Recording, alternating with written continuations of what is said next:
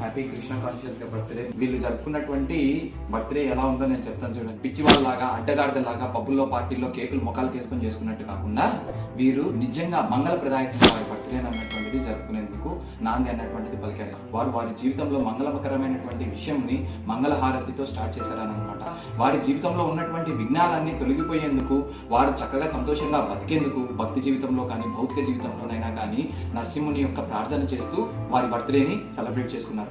అలానే వారు ఎటువంటి పాపాలు చేశాయని అవి తొలగిపోయేందుకు తులసి కొమ్మ యొక్క ప్రదక్షిణ చేస్తూ వాటికి నీరు పోస్తూ వారి బర్త్డే అన్నటువంటిది జరుపుకున్నారు. వారు తెలుసో తెలియకో వారి జీవితంలో ఏమన్నా తప్పులు చేసి ఉన్నా కానీ అవన్నీ తొలగిపోవాలని చక్కగా వైష్ణవులకి ప్రణామములు చేస్తూ తెలుపుకున్నారనమాట. పిచ్చి పిచ్చిగా బర్త్డేలు జరుపుకునే దానికన్నా మీరు ఎవరికైనా కానీ నిజంగా వారి హ్యాపీనెస్ ని కోరుకుంటూ ఉంటే ఈ విధానం అన్నటువంటిది వారి జీవితంలో ఇంట్రడ్యూస్ చేసుకోమని చెప్పండి. అలానే మీ బర్త్డే ఎలా జరుపుకున్నారో, ఎలా జరుపుకోబోతున్నారో ఈ విషయం మీద కామెంట్స్ ఏంటో మెన్షన్ చేయండి.